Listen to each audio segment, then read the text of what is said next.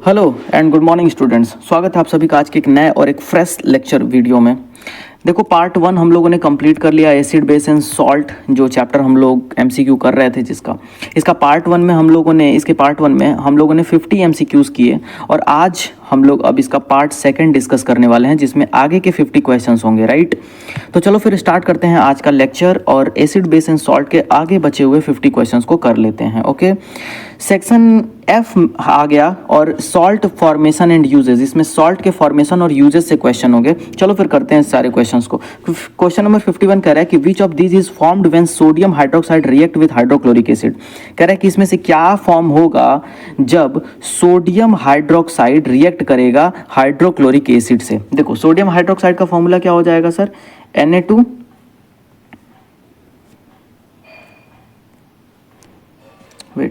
NaOH और plus hydrochloric acid means HCl। जब ये रिएक्ट करेंगे तो ये बना देगा क्या सर, NaCl और प्लस यहाँ से बाहर निकल जाएगा H2O। तो किसका फॉर्मेशन हो गया, NaCl का मतलब हो गया सोडियम क्लोराइड। तो ऑप्शन नंबर क्या, बी, इसका जो करेक्ट आंसर हो जाएगा। नेक्स्ट क्वेश्चन है क्वेश्चन नंबर 52, कह रहा है कि the chemical formula of washing soda. Washing soda का जो केमिकल फॉर्मूला होता है वो क्या होता है, तो हम लोगों ने पिछली क्लास में भी देखा था, Na2CO3 × 10H2O। ये इसका क्या होता है सर, केमिकल फॉर्मूला होता है किसका सर, वॉशिंग सोडा का। नेक्स्ट क्वेश्चन है question number 53, plaster of Paris is represented. Plaster of Paris का जो केमिकल फॉर्मूला होता है वो क्या होता है, CaSO4 × ½ H2O, याद रखना यही होता है plaster of Paris, option number A. Next question है क्वेश्चन नंबर 54, कह रहा है कि the raw material for plaster of Paris is. Plaster of Paris का रॉ मटेरियल क्या होता है, ये भी पिछले क्लास में हमने पढ़ा था, ये होता है सर जिप्सम, राइट। इसका ऑप्शन नंबर ए करेक्ट हो जाएगा। नेक्स्ट क्वेश्चन है क्वेश्चन नंबर 55, कह रहा है कि which of the following salts is basic in nature. कौन सा सॉल्ट है जो कि बेसिक नेचर का होता है। सॉल्ट है बट उसका नेचर कैसा होगा सर, बेसिक होगा। अब देख लो तो फिर ये कौन होता है, तो 55 का जो करेक्ट आंसर है वो भी है ऑप्शन नंबर ए, Na2CO3। ये एक ऐसा सॉल्ट है जो कि नेचर इसका कैसा है सर, बेसिक है नेचर है।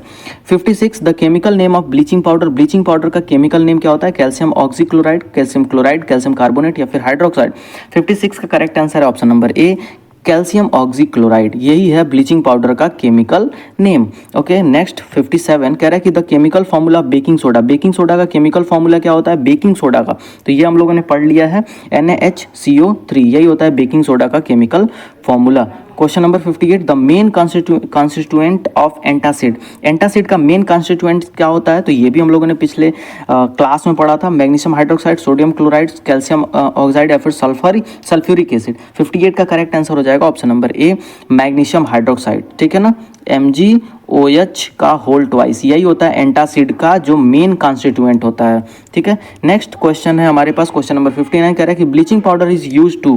ब्लीचिंग पाउडर किसके लिए इस्तेमाल करते हैं, remove strain stains, disinfect water, soften cloth, produce hydrogen gas. तो ये एक तरीके से रिवीजन क्लास चल रहा है आपका, मुझे लग रहा है, क्योंकि ये क्वेश्चन भी रिपीटेड है। ब्लीचिंग पाउडर जो है वो डिसइंफेक्ट वाटर करने के लिए हम लोग इस्तेमाल करते हैं। ओके, नेक्स्ट क्वेश्चन है हमारे पास क्वेश्चन नंबर 60 का है कि plaster of Paris is used for. Plaster of Paris का इस्तेमाल किस लिए करते हैं, making chalk, casting and moulding, reducing acidity या फिर प्रिपेयरिंग सीमेंट। तो 60 का जो करेक्ट आंसर है वो है option number B, casting and moulding के लिए हम लोग किसका इस्तेमाल करते हैं, प्लास्टर ऑफ पेरिस। आप लोग देखे होंगे कि प्लास्टर वगैरह जब होता है पैर हाथ टूटने के बाद, तो वो एक्चुअली में प्लास्टर ऑफ पेरिस ही होता है।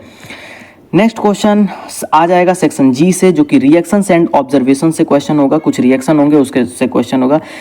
क्वेश्चन नंबर 61 कह रहा है कि when a base react with non metallic oxide the product formed are. भाई आप इस क्वेश्चन को पॉज करो, खुद से पढ़ो और देखो। कह रहा है कि द बेस रिएक्ट विथ, एक ऐसा बेस जो रिएक्ट करता है नॉन मेटेलिक ऑक्साइड से, तो प्रोडक्ट क्या फॉर्म होगा वहां पर।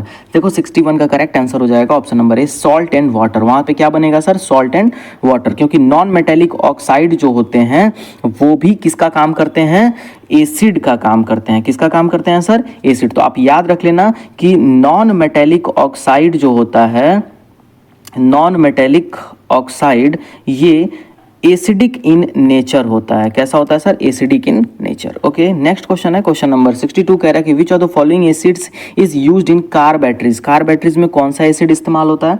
तो 62 का करेक्ट आंसर हो जाएगा option number B, sulphuric acid. Sulphuric acid इस्तेमाल होता है कार वगैरह में। सल्फ्यूरिक एसिड का मतलब क्या हो गया? H2SO4। और हमारे स्टमक के अंदर कौन सा एसिड होता है? तो HCl, hydrochloric acid. Okay, 63 which of the following bases is used in soap making. Soap making यानी कि साबुन वगैरह बनाने में कौन से बेस का इस्तेमाल हम लोग करते हैं? तो हम लोग करते हैं NaOH, ठीक है, सोडियम हाइड्रोक्साइड का इस्तेमाल होता है सोप बनाने में। 64 क्वेश्चन कह रहा है कि which gas is formed when zinc react with dilute HCl। कौन सा गैस बनता है जब जिंक रिएक्ट करता है डाइल्यूट हाइड्रोक्लोरिक एसिड? चलो देख लेते हैं जरा।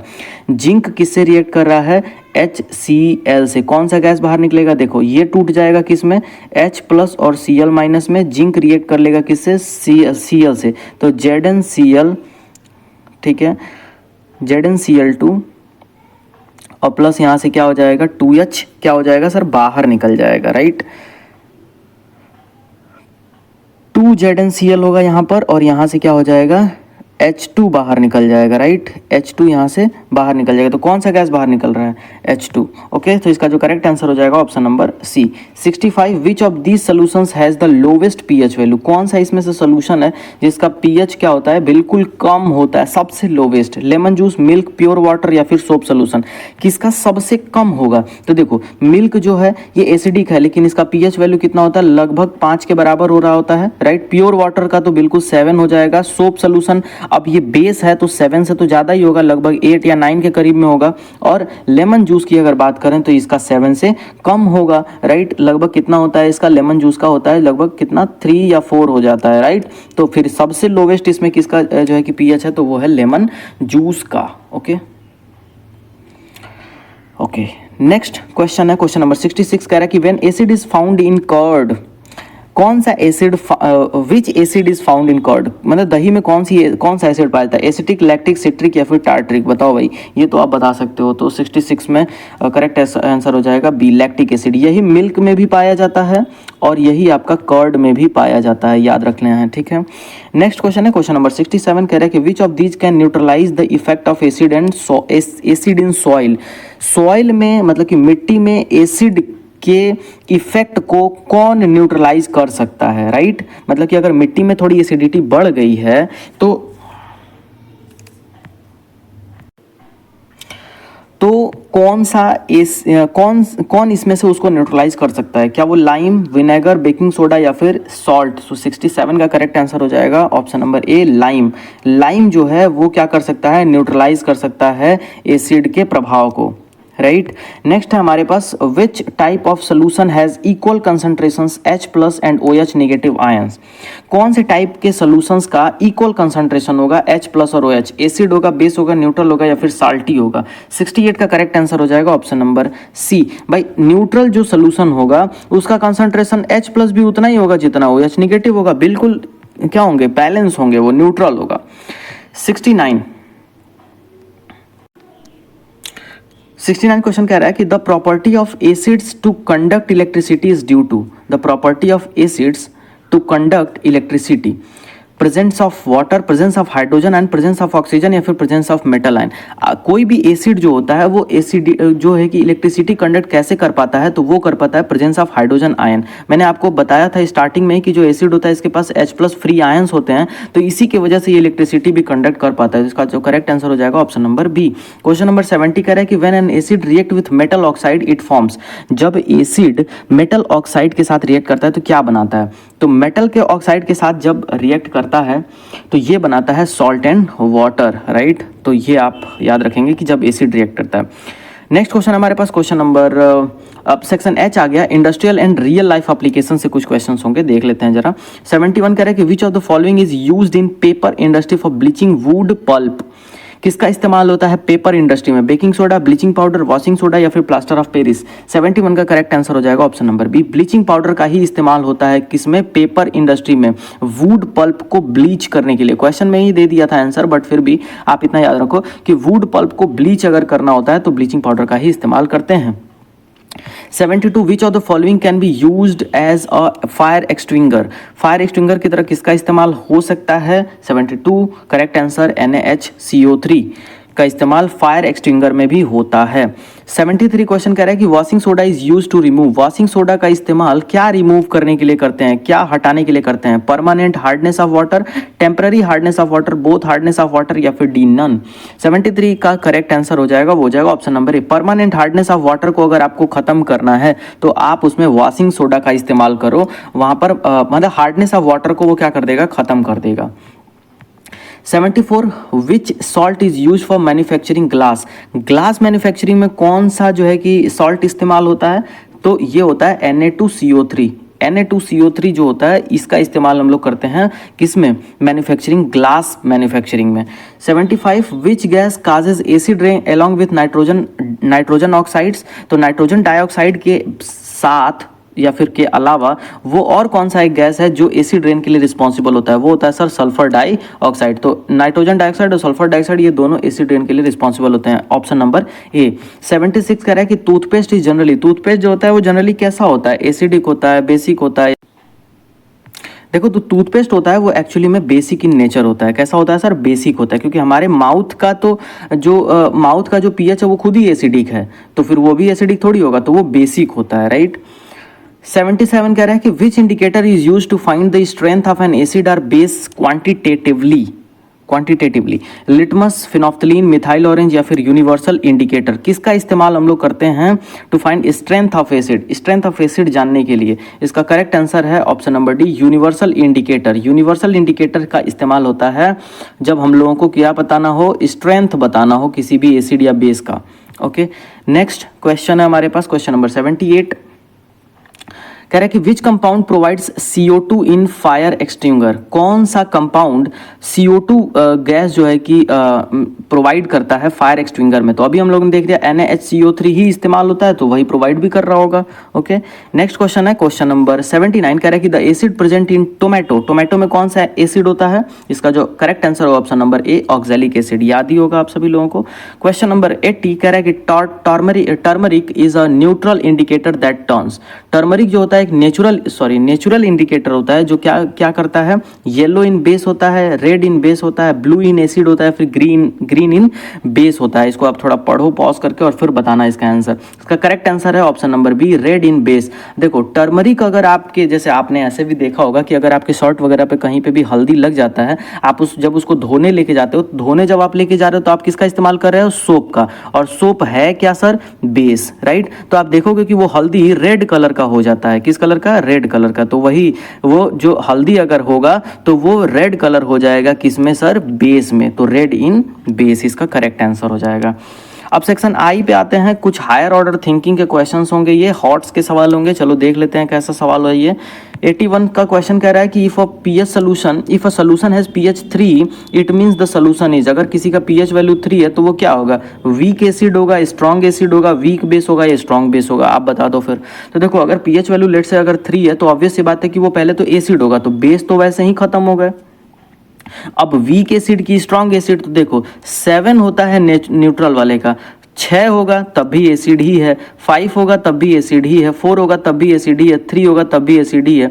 तो लेकिन यहाँ पर अब धीरे धीरे इसकी एसिडिटी तो बढ़ती जा रही है ना। अगर 6 होगा तो थोड़ा कम एसिड होगा, ठीक है, 5 होगा तो उससे ज़्यादा एसिड होगा, 4 होगा उससे ज़्यादा एसिडिक होगा, 3 होगा तो उससे ज़्यादा, यानी कि ये कहीं ना कहीं क्या है सर? स्ट्रॉन्ग एसिड है। क्या है सर? Strong acid. इसका correct answer option number B. 82 question कह रहा है कि if the pH of a solution increases from 5 to 8 the solution becomes, अगर pH of a solution increases from 5 to 8, मतलब कि एक pH है जो कि 5 से 8 इंक्रीज कर रहा है, तो सोल्यूशन जो है वो क्या बन रहा है? मोर एसिडिक हो रहा है कि मोर बेसिक हो रहा है कि न्यूट्रल की साल्टी? देखो अब जैसे किसी का pH, जैसे मान लो ये 7 है, ये 6 और ये 5, तो पहले 5 था यानी कि वो क्या था? एसिडिक था, और अब 5 से वो कहाँ चला गया? 5 to 8 यानी कि वो यहाँ आ गया। अब न्यूट्रल वाले से इधर जब जाओगे तो फिर आपको क्या मिलेगा? बेस मिलेगा। तो एक्चुअली वो पहले एसिडिक था लेकिन अभी वो क्या हो गया? बेस हो गया। इसका जो करेक्ट आंसर हो जाएगा वो हो जाएगा option number B, more basic होता जाएगा। 83 कह रहा है कि farmer adds slaked lime to his field, increase acidity, decrease acidity, increases basicity या फिर न्यूट्रलाइजेज सॉल्ट। अभी हम लोगों ने देखा और सेम क्वेश्चन रिपीट हुआ, बट फिर भी आपको इसका आंसर करना है। एक फार्मर है जो अपने खेतों में स्लैग्ड लाइम का इस्तेमाल किया, ठीक है, उसने अपने खेत में किस चीज़ के लिए ये काम किया?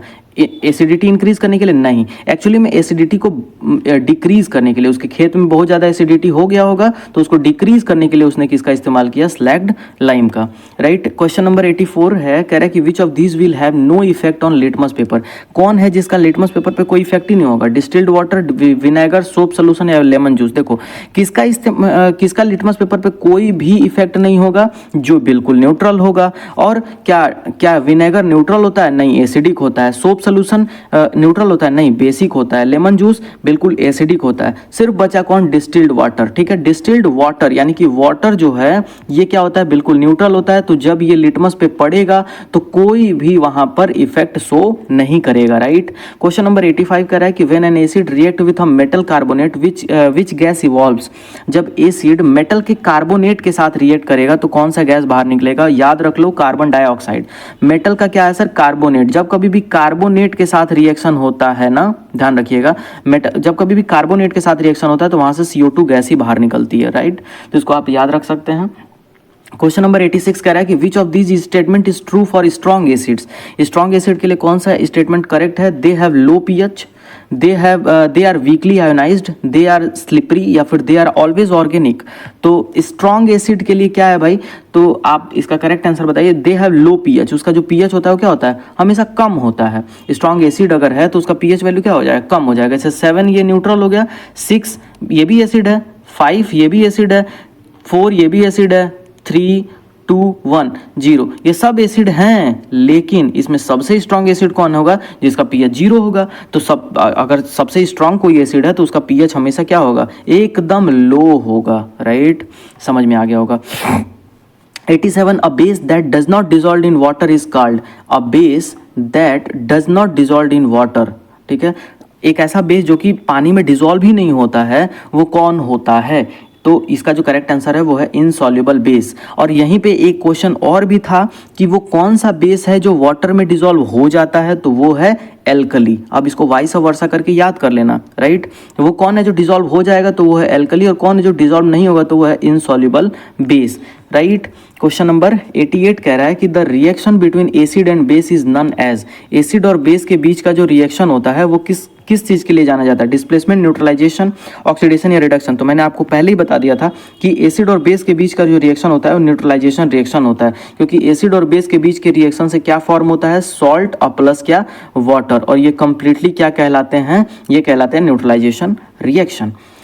क्वेश्चन नंबर 89 कह रहा है कि when HCl gas is dissolved in water it forms? जब HCl गैस वाटर में डिसॉल्व किया जाता है तो वो क्या बनाता है? हाइड्रोक्लोरिक एसिड, हाइड्रेटेड सॉल्ट, या फिर सोडियम क्लोराइड, या फिर हाइड्रोक्साइड? क्या बनाता है सर? तो इसका जो करेक्ट आंसर है वो हाइड्रोक्लोरिक एसिड है। जब HCl गैस, जैसे HCl लिए तुम, ये मान लो गैसियस स्टेट में हो, ठीक है, इसको जब आप वाटर के अंदर ले जाकर के डिसॉल्व कर दोगे ना, ये मान लो वाटर है और इसमें ले जाके आप इसको डिसॉल्व कर दोगे तो ये इस पूरे वाटर को HCl लिक्विड बना देगा। तो ये हाइड्रोक्लोरिक एसिड कंप्लीटली बना देगा। Question number 90 the process of crystallisation of salt is used to? Process of crystallisation of salt, salt का जो क्रिस्टलाइजेशन प्रोसेस होता है ये किसके लिए इस्तेमाल होता है? Purify salt, mix acids, make salt soluble, या फिर इंक्रीज एसिडिटी? देखो इसका जो इस्तेमाल होता है वो होता है प्यूरिफाई सॉल्ट्स। सॉल्ट को प्यूरिफाई करने के लिए उसका क्रिस्टलाइजेशन किया जाता है, ओके। अब कुछ सेक्शन जे से सवाल हैं हमारे पास, जैसे कि कॉन्सेप्ट, इंटीग्रेशन एंड मिसलेनियस, थोड़ा मिसलेनियस टाइप के क्वेश्चंस होंगे 10 देखते हैं। 91 कह रहा है कि which of the following is an example is an amphoteric oxide? कौन है जो एम्फोटेरिक ऑक्साइड है? एम्फोटेरिक ऑक्साइड के बारे में आपको जरूर पढ़ाया गया होगा इस चैप्टर में, तो इससे सवाल भी बनता है। तो एम्फोटेरिक ऑक्साइड कौन है? तो जिंक ऑक्साइड को एम्फोटेरिक ऑक्साइड कहते हैं। विच of the following is an amphoteric oxide? तो जिंक ऑक्साइड को क्या बोला जाता है? Amphoteric oxide. Which acid is used for cleaning metal surfaces before galvanization? Galvanisation से पहले, ठीक है, कौन सा मेटल जो है कि कौन सा एसिड यूज होता है, ठीक है, ताकि हम लोग मेटल के सरफेस को क्लीन कर सकें? इसका जो करेक्ट आंसर है वो ऑप्शन नंबर ए, HCl एसिड जो है कि वहाँ पर इस्तेमाल होता है, ओके।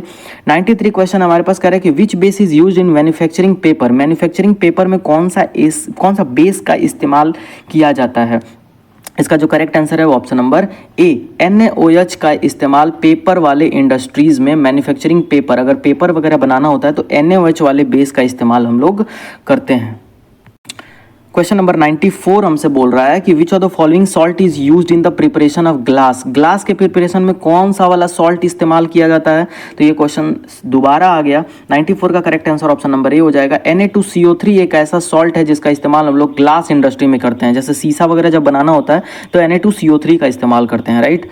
क्वेश्चन नंबर 95 का है कि which of this is used for making soda water. Soda water के लिए कौन सा वाला गैस इस्तेमाल होता है, राइट। तो इसका ऑप्शन नंबर ए ही करेक्ट हो जाएगा, CO2। कार्बोनेटेड ड्रिंक होता ही है, आपको सभी लोगों को पता है कि जो आप लोग सोडा वगैरह पीते हैं या फिर कोल्ड ड्रिंक पीते हैं वो एक्चुअली में क्या है, कार्बोनेटेड वाटर ही तो है, कार्बोनेटेड ड्रिंक है। तो कार्बोनेटेड का मतलब क्या, उसमें कार्बन डाइऑक्साइड तो होगा ही होगा, यानी कि कौन सा गैस होता है उसमें, CO2 गैस होता है। 96 की बात करें तो विच acid is present in ant sting, मतलब कि चींटी के डंक में कौन सा एसिड होता है, एसिटिक, फार्मिक, सिट्रिक या फिर टार्ट्रिक।